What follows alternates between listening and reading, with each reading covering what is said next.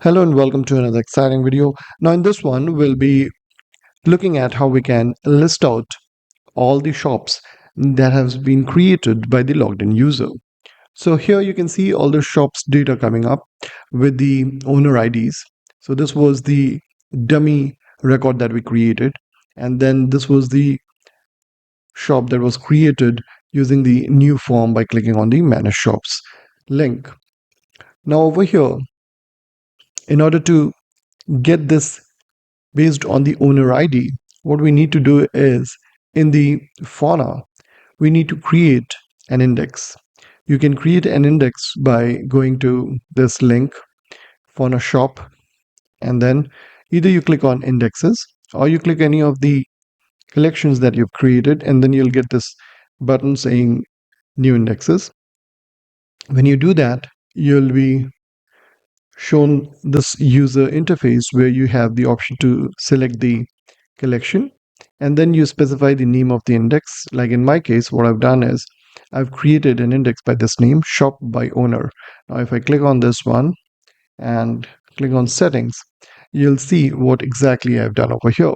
So the index name is shop by owner. Then you need to define the terms based on which you will be searching for it. So here I have just provided data.ownerID. Now you'll think why it is written in this way, data.ownerID.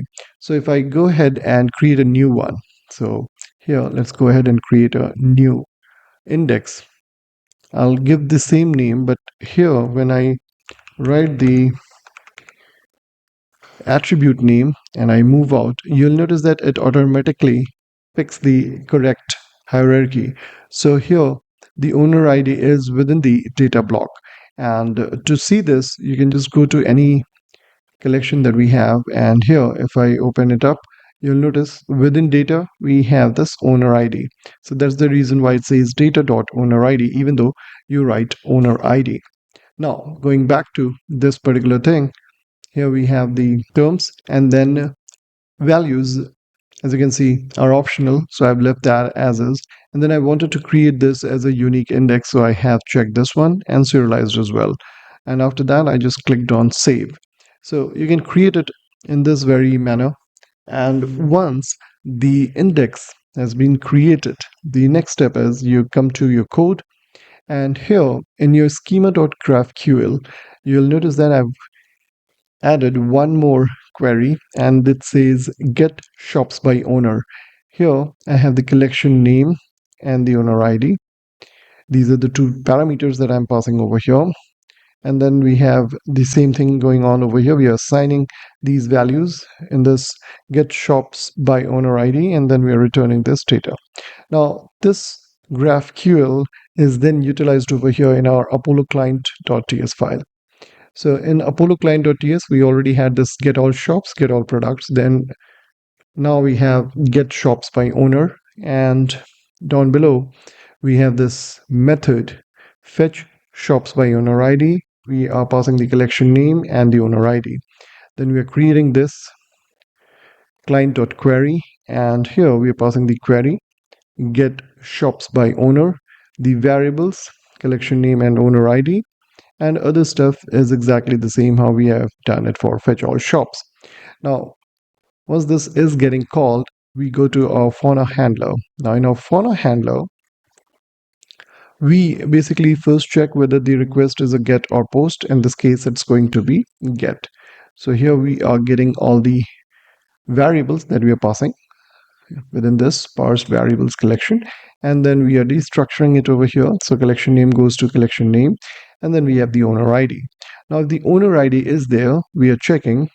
If it's present, then we are calling this method q.match. Then we are saying q.index, and we are passing the name of the index that we created, that's shop by owner, and then we're passing this owner ID as the parameter.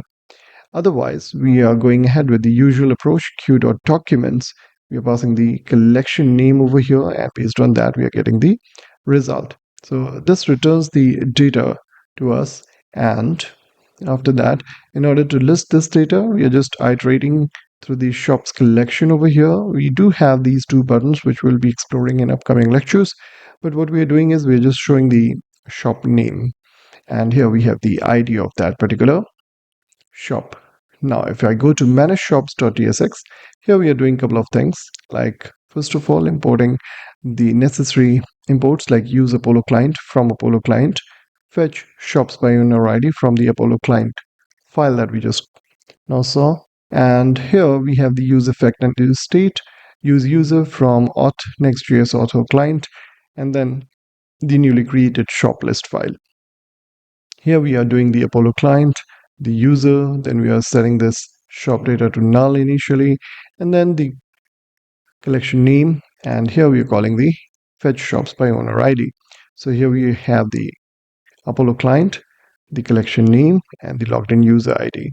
Once that's done, it goes and calls the method fetch shops by owner ID, and it goes to this Apollo client. From there, it calls the Fauna handler. Fauna handler then checks whether the owner ID has been passed or not. If it has been passed, it goes and checks for shop by owner, and accordingly it returns the result.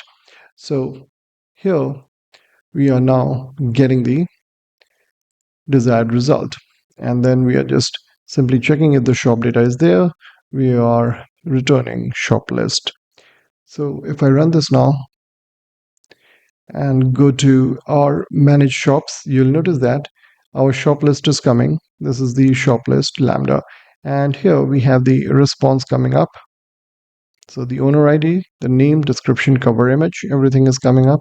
And the payload that you can see, we have the query, the operation name, and the variable that we are passing. So this is a get request, and the response is shown over here. So that's the whole response that we are getting, and that's what we are showing over here.